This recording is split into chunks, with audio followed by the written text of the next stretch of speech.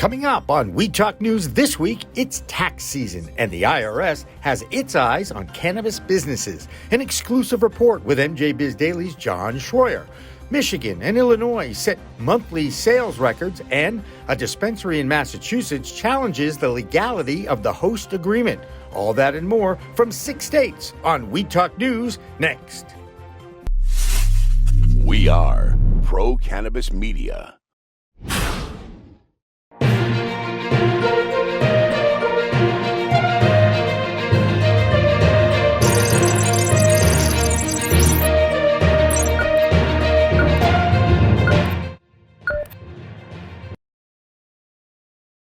Hi, everyone. Welcome to We Talk News. I'm Jimmy Young from Pro Cannabis Media. Every week, we share dozens of stories related to the cannabis industry from our location in Massachusetts to California and beyond. While federal legalization or decriminalization efforts are going on in Washington, D.C., cannabis reform has been pushed way down on the list of priorities by the Biden administration. Majority Leader Chuck Schumer still has reform legislation on his to-do list. But the story out of our nation's capital this week concerns the IRS and some great reporting by our friends at MJBIZ Daily. That organization got its hands on 200 pages of public documents through the Freedom of Information Act and found that the IRS has been unfairly targeting cannabis businesses. Joining us now in We Talk News is John Schroyer. He was one of the intrepid reporters who requested this document from the IRS that led to this, well, an expose or a report. John, thank you so much for joining us here today. Happy to be here. Tell us, does the IRS target cannabis businesses? Yeah, absolutely. They've been specifically targeting the cannabis industry for a little over a decade now, at least, dating back to at least 2010, and they're at least two what are called compliance initiative projects that are still ongoing today in the city of Detroit and at least in Colorado, but it could be expanded through the Western area, as the IRS calls it. So yeah, they definitely do. It's in their financial interest, essentially.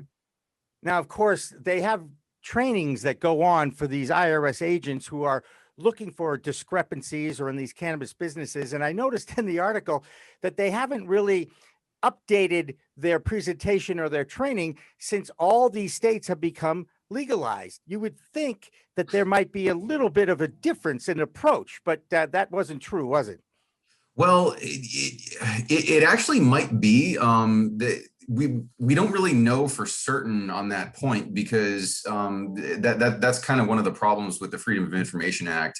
At the federal level is, there's no real way to ascertain by journalists like myself whether or not the IRS actually disclosed every document that is relevant. So they may have just decided to say, okay, here's a bunch of training materials that are several years old and we don't really care about anymore. They might very well have a lot of updated stuff that they just didn't disclose, honestly. But the stuff that I got, was the most recent was from 2017. So a little bit dated.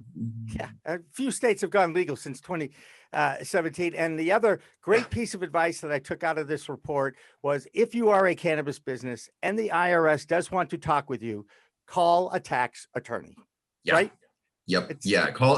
And specifically, ideally one with a decent bit of experience in the cannabis industry, because there are plenty of attorneys and CPAs who are still very much learning the ins and outs of cannabis taxes, and it's far from simple. Well, I know one thing, the movement continues and nothing will stop it. So John Schroyer from MJBIZ Daily, on behalf of fellow journalists, thank you for your hard work. And speaking of fellow journalists, it's now time to go to Debra Borchardt with the Green Market Report. Deborah? Of course, we all know next week is the 420 holiday. What you may not know is how much the sales are expected to grow.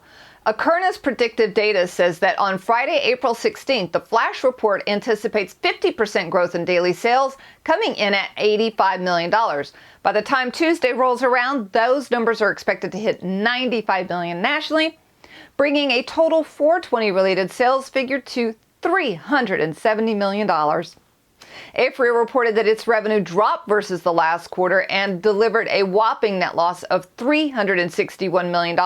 Now, the revenue did increase 6.4% over last year to $153 million. But the company said that the duration and impact of lockdowns across many regions in Canada were greater than they had initially anticipated. Organogram Holdings also reported that its revenue fell 29% to $19.2 million. The company said that its net revenue was lower due to certain missed sales opportunities. They said a lot of employees tested positive for COVID, which resulted in a significant number of facility staff having to isolate. And finally, the Scotts Miracle-Gro Company recently announced it now expects to report sales growth in the band of 4 to 6%. It had previously forecast sales being flat to down 5%. The Hawthorne segment is expected to grow 20 to 30%. That's the big news this week. I'm Debra Borchardt from the Green Market Report for Weed Talk News.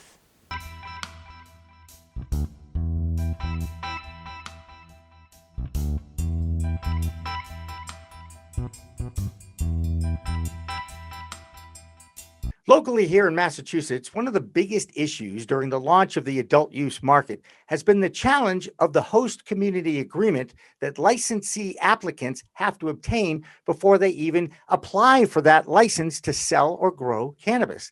Now, a dispensary owner in Haverhill, Carolyn Pino of STEM, is suing that city over those community impact fees. She is hoping that they can actually challenge it and set a precedent that could overturn the existing law and taxation.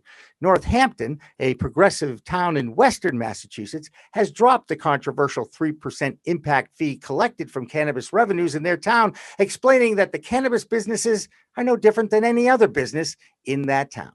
Now, let's check in with Tara Misu to see what's going on in New Jersey. Tara? I'm Tara Misu from Blazin' Bakery, and this is the New Jersey Report for Weed Talk News.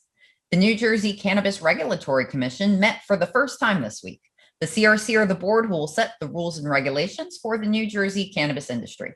With this meeting, the commission will now take over all medical regulation from the Department of Health, as well as start developing the rules for our future adult use program.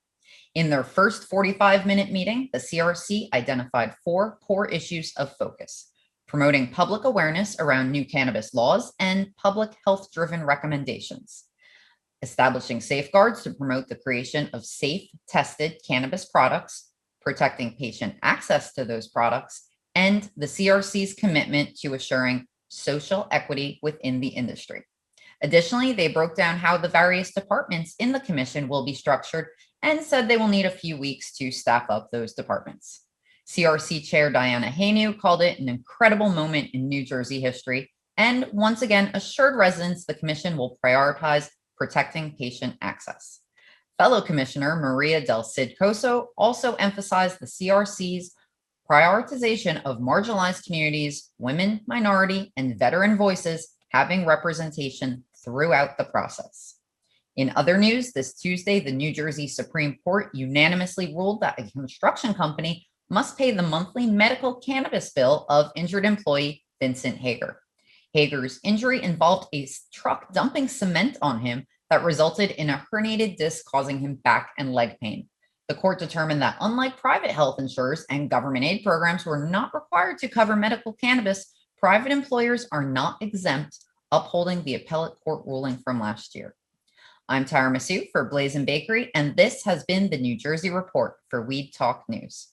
Michigan is quickly becoming a vibrant new player in the legal cannabis space, and they set another sales record in March. And Rick Thompson has our Michigan report. Rick? Hello, everyone. This is Rick Thompson from MICBD with this week's Michigan report for Weed Talk News. Michigan is a dynamic environment for cannabis advocates and entrepreneurs. While the debate rages on over controversial issues, including the legality of Delta-8 products and if regulated cannabis distribution centers can sell clones, the industry is expanding. More delivery services are opening up, a new financial institution is offering services, and in-person events are being planned once again. The Great Lakes state is ready to roll. And we have record cannabis sales in Michigan, too. March was the best month on record for cannabis sales, with a whopping $115 million sold in just 31 days. Perhaps more impressive, there were 1.4 million transactions recorded in that month, also a record. Will April be able to keep pace, or will it blow the doors off March? I think April will set a new record, considering we have the 420 holiday. Stores everywhere are doing discounts and offering freebies to their guests, and the industry is trending upward. The warm weather's hitting and the economy is slowly opening back up. Keep practicing COVID protocols, everyone. Let's grow our industry in a safe way. And that's it for the Michigan Report. I'm Rick Thompson for Weed Talk News. New Mexico Governor Michelle Grisham signed her state's adult use of cannabis law this week, and now the focus turns to Delaware, Connecticut, Rhode Island, and Minnesota as perhaps the next states to consider legalization and sale of cannabis. Vermont is legal, but that state is in a battle for control of their regulatory board. Profits seem to be more important in the Green Mountain State than patients. Here's our green nurse from Vermont, Jessilyn Dolan. Jessilyn? Thanks, Jimmy. I'm Jessilyn Dolan from Nurse Grown Organics and Vermont Cannabis Nurses, and this is the Weed Talk News Vermont Report. Vermont is cranking up its cannabis regulation structure. The newly appointed Vermont Cannabis Control Board is taking over the medical marijuana program from the Department of Public Safety.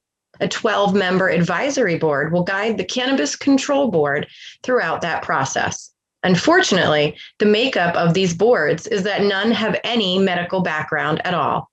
The medical cannabis community in this state is worried that the board's lack of knowledge means that going in, they will have no understanding of the needs from the medicinal cannabis community, how it works, or the plant itself for that matter. Right now, there is no designated seat reserved for a medical cannabis professional or even a patient. Patient advocates are starting to speak out about this issue.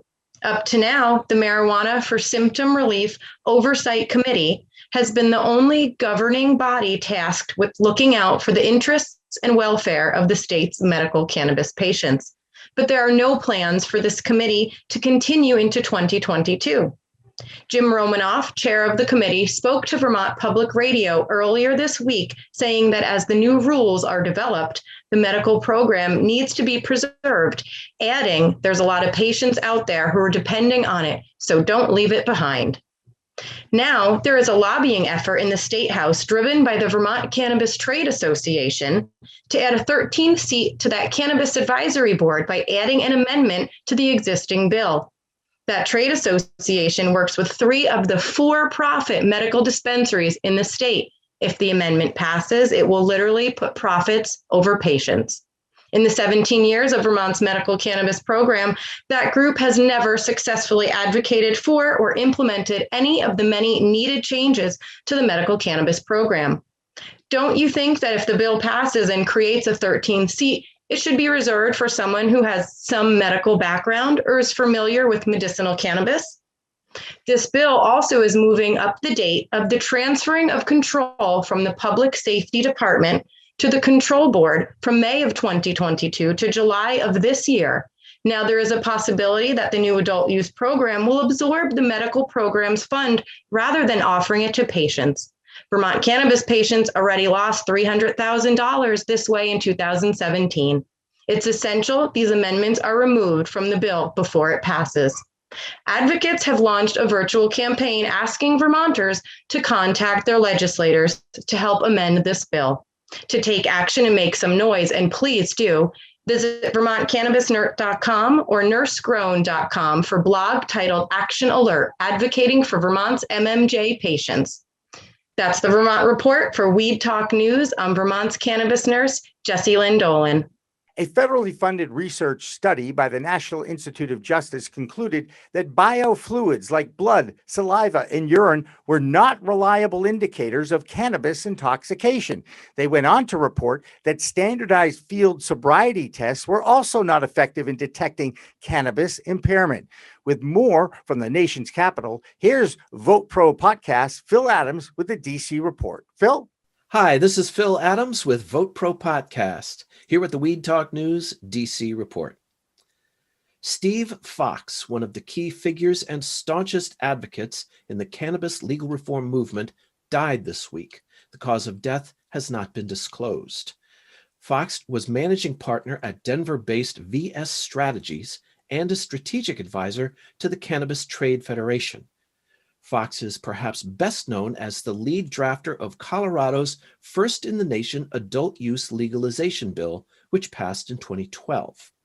In recent years, Fox served at numerous organizations, including the DC-based National Cannabis Industry Association and the Marijuana Policy Project, also based in DC.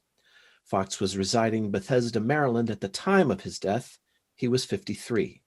Our deepest condolences to Steve's family and loved ones. Once again, Senate Majority Leader Chuck Schumer says a cannabis legalization bill will be introduced, quote, soon. At a press conference earlier this week, Schumer did not offer a timetable for introducing the legislation. He stated only that he and Senate colleagues are drafting the measure and that it will go to the Senate floor when it's completed. Schumer has been working with Senators Ron Wyden of Oregon and Cory Booker of New Jersey to craft the legislation. Last month, Schumer told ABC News that a legalization bill would be coming to the floor, quote, shortly. Former Republican House Speaker John Boehner says he's open to trying cannabis. Asked in a CBS News interview this week whether he had ever used marijuana, Boehner said, quote, no, I'm not a cannabis user, but then added, quote, I'm not ruling it out, though. In 2018, Boehner, along with former Massachusetts Governor William Weld, joined the advisory board at Acreage Holdings, one of the nation's largest legal cannabis corporations. In 2019, Boehner was the subject of controversy for his keynote address at the South by Southwest Festival in Austin, Texas. Social justice group Equity First Alliance protested Boehner's appearance as emblematic of the white male-dominated cannabis industry. Last year, Fox News host Tucker Carlson chided Boehner for being a marijuana lobbyist who is, quote, taking a paycheck for getting your kids to smoke more weed. That's the DC report for this week. This is Phil Adams from Vote Pro Podcast. Don't you just love Las Vegas, Nevada? No wonder they call it America's favorite adult playground. Now that weed is legalized there, the big question is, where can you enjoy it? There are two laws being debated that could change that and allow social consumption lounges and perhaps social rooms attached to dispensaries. Because right now, you can't smoke it in public, you can't smoke it in your hotel. So you really have an issue about where you might consume that cannabis in Las Vegas. Now, stay tuned, believe it or not, because you might be able to actually buy it in Nevada. You may actually have a place where you can consume it legally in due time. Now it's time for the Illinois Report with Margo Vesely. Margo? I'm Margo Vesely from Margowana with this week's Weed Talk News Report from Illinois. Illinois continues to set cannabis sale records. In January and February, the average was about $86.5 million in sales per month. And in March, we've reached over $100 million in sales. That's beating alcohol, which is only about at $72 million. The state might just get to $1 billion in sales before the end of the year. The next big thing in cannabis looks like it's going to be infused beverages. Market experts believe that we'll reach about $2.8 billion in sales by 2025. Sure enough, Curaleaf is introducing its infused beverage within its 10 dispensaries in Illinois, Select Squeeze. It has 5 milligrams of THC, and many do prefer this over alcohol. 2 lawsuits are moving forward next week to provide full disclosures of the Illinois cannabis dispensary application scoring. The entire rollout of sales dispensaries licenses, including craft grows, infusion, and delivery, have been halted since last year, and many have filed suits against the state. Now only 2 are moving forward to provide the reveal of the inner workings of cannabis application scoring. This is this week's Cannabis Report from Illinois. I'm Margo Vesely with this week's Weed Talk News Report. That pretty much wraps up our domestic state, so it's time to go north of the border to Canada for our international report. Here's MJBIZ Daily's international reporter, Solomon Israel, with the Canadian Cannabis Report. Solomon? I'm Solomon Israel from Marijuana Business Daily International, and this is the Weed Talk News Canadian Cannabis Report. Shareholders of Canadian cannabis producer Aphria have approved the merger between Aphria and competitor Tilray, but Tilray has delayed its shareholders' vote on the merger.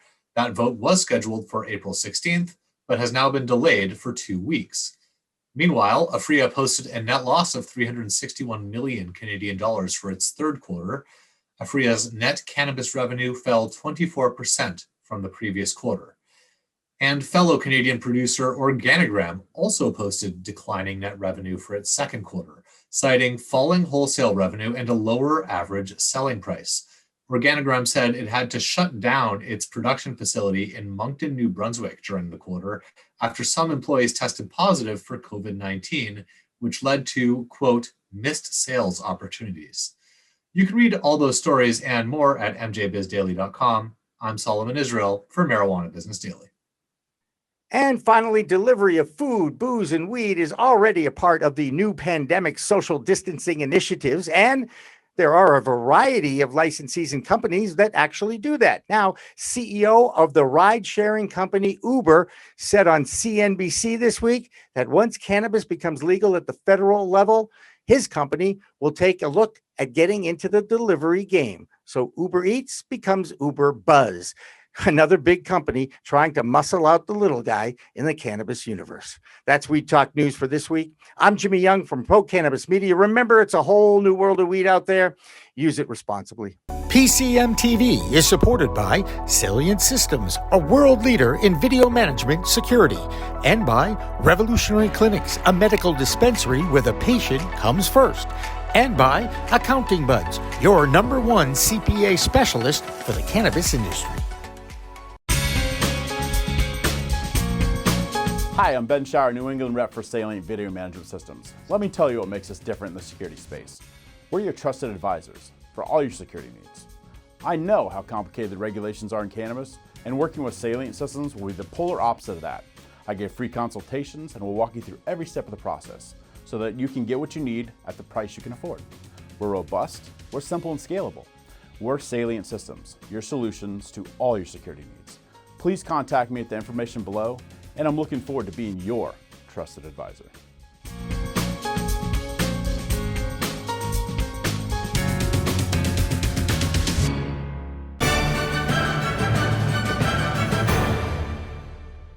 Weed Talk and In the Weeds are two productions of Pro Cannabis Media supported by Revolutionary Clinics, one of the top medical cannabis dispensaries in the Massachusetts area, now with 3 locations in Greater Boston, 2 in Cambridge and 1 on Broadway in Somerville. Rev Clinics has a patient-first mission. They will customize your needs as a medical patient with the proper titration and combination of strains, flavors, and products. Rev Clinics, where the patient comes first. Pro Cannabis Media programming is available live and on demand on our Facebook page at Pro Canna Media, on Instagram at Pro Cannabis Media, on LinkedIn also at Pro Cannabis Media, on YouTube and YouTube Live on Pro Cannabis Media, Twitter at Pro Canna Media, and on twitch.tv/Pro Cannabis Media. So like, share, and subscribe to all of our content, newsletters, and shows live or on demand. We are Pro Cannabis Media.